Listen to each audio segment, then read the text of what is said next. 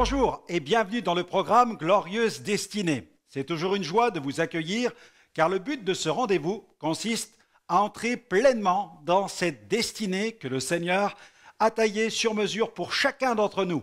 Gloire à Dieu. J'aimerais que nous remettions ces moments maintenant entre les mains du Seigneur par la prière. Seigneur, merci pour ces moments, merci pour ce temps mis à part où tu veux véritablement agir au travers du ministère de ta parole et au travers de l'action du Saint-Esprit. Nous voulons être à l'écoute de ce que tu veux nous communiquer au travers du conseil de Dieu. Sois béni, sois glorifié. Amen. Amen. Aujourd'hui, j'aimerais vous parler de la puissance de nos paroles.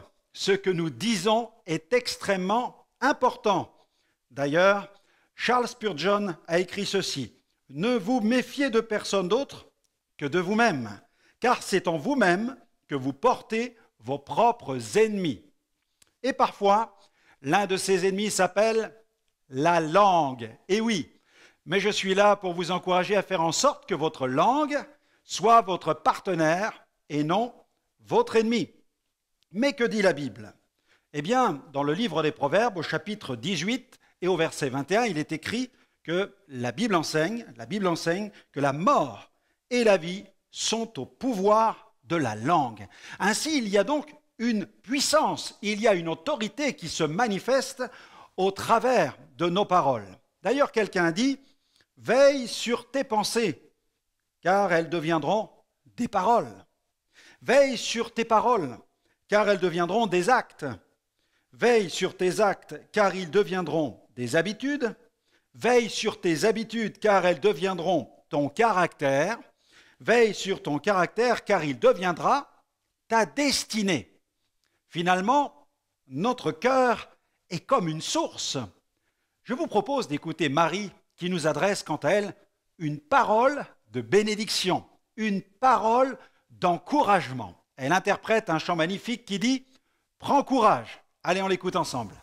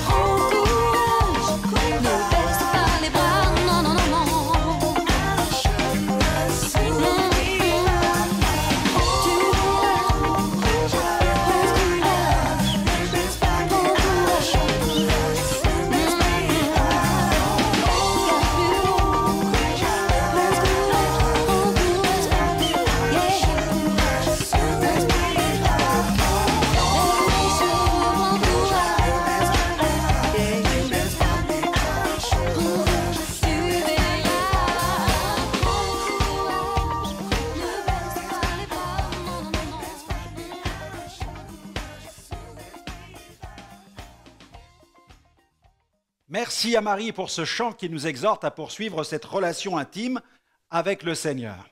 Poursuivons l'étude de notre sujet du jour, la puissance de nos paroles. Il nous faut veiller sur notre bouche et notre cœur. D'ailleurs, Jésus n'a pas hésité à dire que c'est de l'abondance du cœur que la bouche parle. Malheureusement, il arrive que certaines de nos paroles aient un pouvoir dévastateur, principalement quand elles sont influencées par notre nature charnelle. La parole de Dieu les compare alors à de l'eau amère. Remplies d'amertume, ces paroles peuvent faire très mal. Elles peuvent même parfois détruire. Paul nous enseigne ceci. Il nous adresse le conseil suivant dans la lettre qu'il adresse aux chrétiens de Colosse, au chapitre 4 et au verset 6. Il dit « Que votre parole soit toujours accompagnée de grâce, assaisonnée de sel, afin que vous sachiez comment il faut répondre à chacun. » J'ai lu ce témoignage bouleversant d'un tueur en série qui expliquait comment il en était arrivé à commettre des crimes odieux. Il expliquait que toute son enfance, il avait été victime de paroles humiliantes proférées par son père. Ces paroles ont eu un véritable effet destructeur sur son psychisme.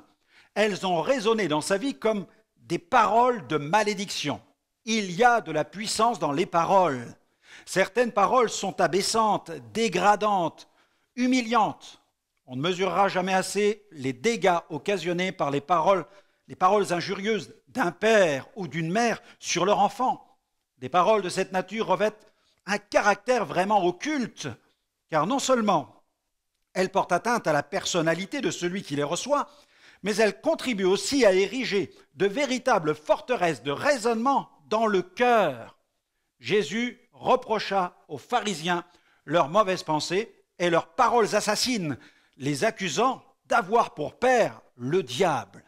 De telles paroles résonnent comme des sortilèges et génèrent la plupart du temps un manque d'assurance, de la peur, du doute, de la rancune et parfois même un sentiment de haine, un désir de vengeance. L'apôtre Paul était conscient des conséquences néfastes et de l'enfermement spirituel que génèrent de telles paroles. Combattre ces forteresses était d'ailleurs un des aspects de son ministère. Dans sa seconde lettre qu'il adresse aux chrétiens de Corinthe, il aborde ce point. Dans 2 Corinthiens, chapitre 10, verset 5, voilà ce qu'il écrit. « Nous renversons les raisonnements et toute hauteur qui s'élève contre la connaissance de Dieu et nous amenons toute pensée captive à l'obéissance de Christ. » Quand un enfant entend à longueur de journée son père ou sa mère lui dire qu'il n'est qu'un bon à rien, qu'il ne fera jamais rien de bon dans la vie, il ne faut pas s'étonner que cet enfant grandisse avec un esprit de révolte. Ces paroles négatives l'enferment dans une prison de raisonnement. L'apôtre Paul adresse ce sévère avertissement au père. D'ailleurs, dans la parole de Dieu, il dit « Père, n'irritez pas vos enfants de peur qu'ils ne se découragent. » Paul exhorte les pères et les mères à élever et avertir leurs enfants. Comprenons bien que nos paroles ont une véritable puissance. Souvenons-nous que c'est en confessant notre foi en Jésus que nous avons obtenu le pardon de nos péchés et que nous avons reçu le salut. En effet, si tu confesses de ta bouche le Seigneur Jésus, c'est ce que déclare la Bible, et si tu crois dans ton cœur que Dieu l'a ressuscité des morts, tu seras sauvé. Bien sûr, il ne s'agit pas d'une confession automatique, d'une sorte de prière que l'on répéterait mécaniquement telle une incantation. Cette confession est puissante quand le cœur croit fermement en Jésus. Il ne s'agit pas dans ce cas d'une prière, mais d'une déclaration de foi. Jésus n'a-t-il pas dit dans Matthieu 10, verset 32, « C'est pourquoi quiconque se déclarera publiquement pour moi, je me déclarerai moi aussi pour lui devant mon Père qui est dans les cieux. » L'autorité s'exprime souvent par la bouche. Les parents enseignent leurs enfants au moyen de leurs paroles. Il en va de même des chefs d'entreprise qui adressent des directives à leurs employés, comme des officiers militaires qui donnent des ordres à leurs soldats. L'enfant de Dieu doit donc Veillez sur sa manière de s'adresser aux autres. Apprenons à bénir avec notre bouche. Nous n'avons pas été appelés à maudire, mais à bénir. Le langage d'un enfant de Dieu doit être soigné, constructif, édifiant.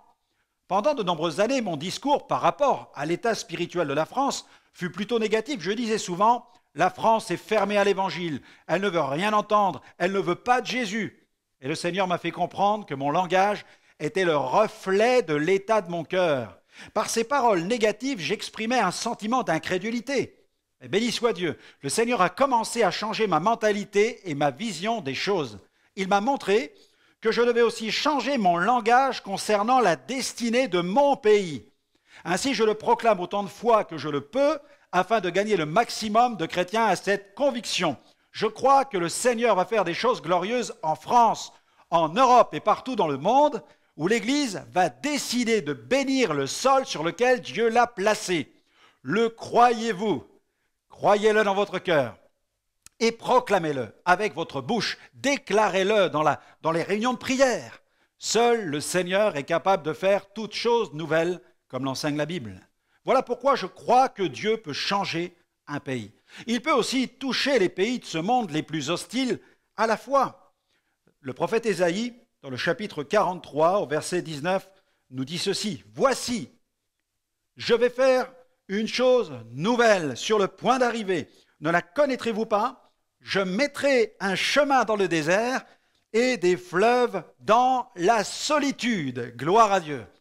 Réclamons des fontaines d'eau vive, des geysers de bénédiction dans nos déserts les plus arides. La Bible dit qu'Abraham et Sarah étaient vieux, ils étaient avancés en âge et Sarah ne pouvait plus espérer avoir des enfants. Cependant, quand un ange de Dieu visita le vieux couple et déclara à Sarah que l'année suivante, elle donnerait naissance à un enfant, elle eut les plus grandes difficultés à le croire. Et face au scepticisme de Sarah, l'Éternel dit à Abraham, « Y a-t-il rien qui soit étonnant de la part de l'Éternel? Au temps fixé, je reviendrai vers toi à cette même époque et Sarah aura un fils. » L'Éternel a fait une promesse qu'il réalisa. Le psalmiste a écrit dans le psaume 33, verset 9, « Car Dieu dit, et la chose arrive, il ordonne, et elle existe. » Dieu n'a-t-il pas prononcé sur nous une parole de bénédiction? Si, bien entendu. Et la parole de Dieu nous invite à bénir même ceux qui nous maudissent. Bénir, c'est là notre appel. Pierre nous commande de bénir. Dans sa première épître, au chapitre 3 et au verset 9, il dit « Bénissez, car c'est à cela que vous avez été appelés. » Bénissons avec notre bouche et apprenons aussi à confesser la parole de Dieu au moyen de notre bouche. Cet aspect de l'autorité qui s'exerce au moyen de la parole, il m'a fallu l'intégrer le jour même de ma conversion. Le matin du 5 février 1985, je m'étais juré que je ne reviendrais plus à la maison, de peur d'être victime de nouveaux phénomènes paranormaux que je ne pourrais maîtriser. Mais j'ignorais que quelques heures plus tard, je rencontrerais Jésus et expérimenterais une merveilleuse transformation. Après cette spectaculaire délivrance, le pasteur a fortifié ma foi. Il m'a encouragé à rentrer chez moi pour apporter la bonne nouvelle à ma famille. Cependant, dans les jours qui ont suivi ma conversion, j'ai commencé à éprouver quelque chose qui ressemblait à une forte oppression. Je pouvais noter que cela ne venait plus de l'intérieur, mais de l'extérieur. Et mon problème était que je ne savais pas trop comment combattre. Les angoisses devenaient de plus en plus fortes. Alors, j'ai décidé de me réfugier dans la Bible pour essayer d'y trouver une solution. Et puis, j'ai décidé d'appeler le pasteur pour lui parler de cette forte sensation d'oppression que j'éprouvais. Encore aujourd'hui, je bénis le Seigneur pour ce pasteur qui fut d'un grand soutien. Il ne fut pas seulement l'instrument de ma conversion, il m'enseigna aussi les rudiments du combat spirituel. Il m'a donné quelques conseils qui ont contribué à enraciner solidement ma foi. Il m'a encouragé à lire la Bible à haute voix dans cette maison où nous avions vécu des scènes occultes des plus traumatisantes. Il m'a aussi exhorté à apprendre par cœur quelques versets clés de la Bible, à les confesser à haute voix dans les moments de forte oppression. Et il m'a aussi conseillé principalement ce verset 5 du chapitre 17 tiré de la seconde épître de Paul aux Corinthiens. Si quelqu'un est en Christ, il est une nouvelle création. Les choses anciennes sont passées, voici toutes choses sont devenues nouvelles. Peut-être avez-vous un meilleur remède, mais celui-là fut d'une grande efficacité. C'est ainsi que j'ai fait mes premiers pas dans le domaine du combat spirituel contre l'oppression satanique. Dans le combat spirituel, il est très important que nous apprenions à nous saisir de la parole de Dieu qui est l'épée de l'esprit. Grâce à la parole inspirée de Dieu et conduite par l'esprit, des paroles ointes peuvent sortir de notre bouche, elles peuvent apporter la victoire, Dieu soit loué. Le Seigneur peut faire jaillir de nos bouches des paroles de guérison, des paroles de délivrance, poussées par le Saint-Esprit. À nous d'être remplis d'Esprit Saint et de foi. Jésus chassait les démons par sa parole et avec autorité, car il était rempli de l'Esprit. L'évangile de Marc décrit certaines scènes où Jésus opère des délivrances. Le soir, par exemple, on amène auprès de Jésus plusieurs démoniaques. Il chassa les esprits par sa parole et il les guérit tous. Amen. Jésus réprimait les démons sévèrement. Il imposait les mains aux malades et souvent, il leur adressait des paroles de guérison. Voici quelques témoignages tirés des évangiles. Une femme courbée, tenue par un esprit d'infirmité depuis 18 ans. La Bible dit, Jésus la vit, lui adressa la parole et il dit, femme, tu es délivrée de ton infirmité. Un homme dont la main était sèche. Jésus dit à l'homme, étends ta main, il l'étendit et sa main fut guérie. Une jeune fille gravement malade. Jésus se retourna et dit en la voyant, prends courage, ma fille, ta foi t'a guérie. Et cette femme fut guérie à l'heure même. Un aveugle, Jésus lui dit, recouvre la vue, ta foi t'a sauvé. Un paralytique, Jésus dit, lequel est le plus aisé de dire, tes péchés te sont pardonnés, ou de dire, lève-toi et marche. Et Jésus va guérir le paralytique, il a guéri l'aveugle aussi. Quand Jésus envoya ses disciples proclamer la bonne nouvelle, il leur délégua son autorité pour accomplir des miracles. Il leur a dit, guérissez les malades, ressuscitez les morts, purifiez les lépreux, chassez les démons. Vous avez reçu gratuitement, donnez gratuitement. Il leur a même affirmé, voici, je vous ai donné le pouvoir de marcher sur les serpents et les scorpions et sur toute la puissance de l'ennemi, et rien du tout ne pourra vous nuire.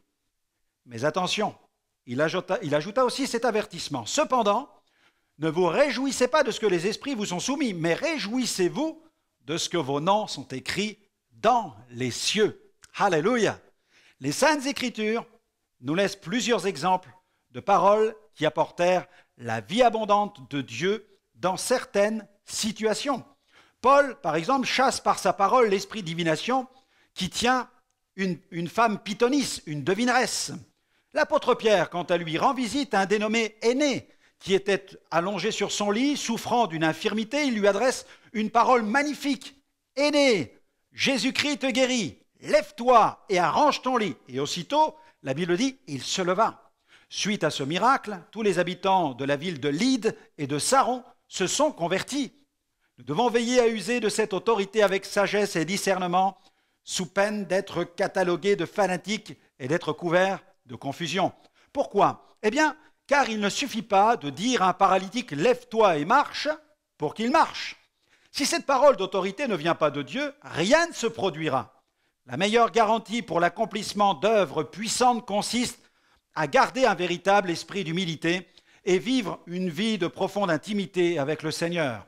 Veillons à ne jamais devenir ce que j'appelle des joueurs d'onction, comme le fut Samson. L'Éternel dota cet homme d'une grande puissance. Mais malheureusement, son manque d'intégrité fut à l'origine de son déclin sur le plan spirituel.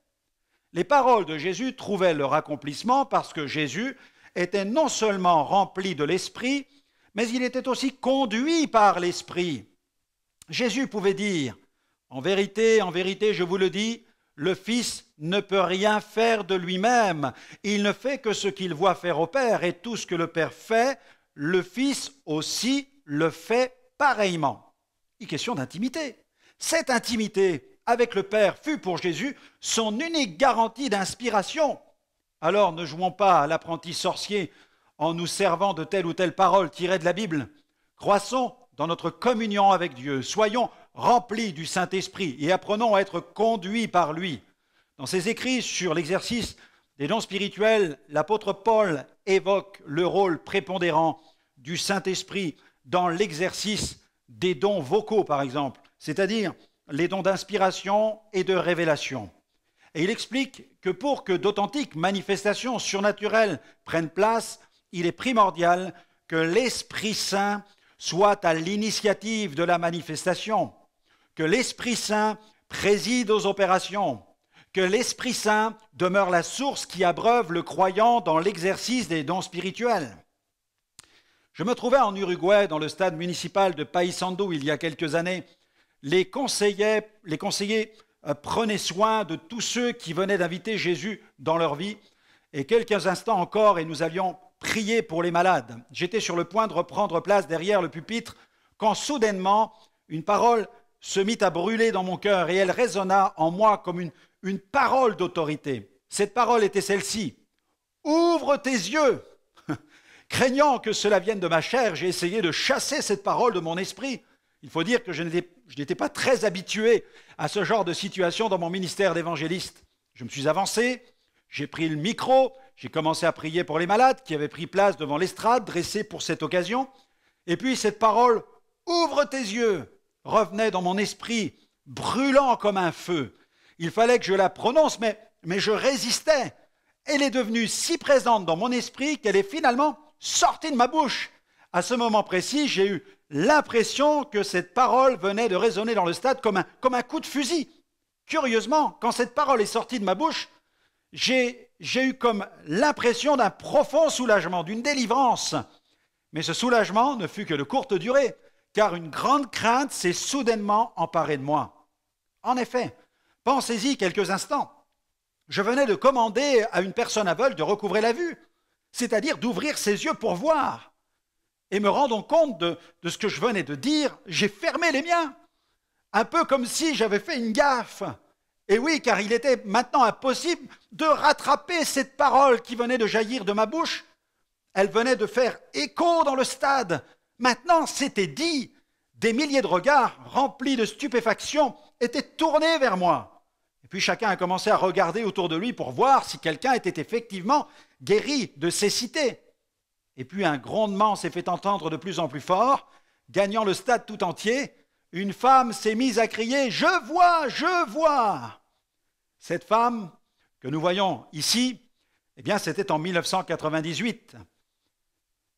Cette femme aveugle venait d'être guérie. La foule accueillit ce miracle dans un tonnerre d'applaudissements. Cette femme avait été conduite par sa fille à la réunion et sa fille avait eu la conviction que quelque chose allait se produire ce soir-là. Guérie par la puissance de Dieu, elle descendit rapidement les gradins et me rejoignit sur l'estrade. La jeune femme essayait de suivre sa mère, c'était tellement merveilleux à voir. Elle criait derrière sa maman « Mais maman, maman, vas-tu m'attendre ?» Cette dame miraculée rendit témoignage devant plusieurs milliers de personnes. Sa fille, en larmes, confirma les faits. Et dans les images que vous voyez, c'est à la fin de la réunion, elle est encore remplie d'émotions en bas des gradins. Dieu désire faire de nos bouches des fontaines de bénédiction. Veillons sur notre cœur, car c'est de l'abondance du cœur que la bouche parle, et il ne peut sortir de la même source une eau douce et une eau amère. Le Seigneur désire bénir nos bouches pour que nous apprenions à bénir même nos ennemis. Il peut s'agir d'un voisin, d'un collègue de travail ou d'un membre de la famille qui nous a fait du tort. Jésus a mis l'accent sur cette importance de bénir ceux qui nous font du mal. Il a dit, mais moi je vous dis, aimez vos ennemis, bénissez ceux qui vous maudissent, faites du bien à ceux qui vous haïssent et priez pour ceux qui vous maltraitent et qui vous persécutent. Usons de cette autorité. Une parole de bénédiction jaillisse de nos bouches. Manifestons notre autorité par des paroles ointes. Amen. Eh bien voilà, Notre émission se termine. J'espère que vous aurez apprécié ce nouvel enseignement et que vous allez publier encore plus la gloire de Dieu avec votre bouche. N'hésitez pas à nous retrouver sur notre site www.gospelvision-international.com. Vous y verrez de nombreuses émissions en replay. Elles vous feront un énorme bien, j'en suis sûr. Que le Seigneur continue à répandre sa grâce sur votre vie et qu'il vous fasse pleinement entrer dans votre glorieuse destinée. Que Dieu vous bénisse et à très bientôt. Vous êtes avec nous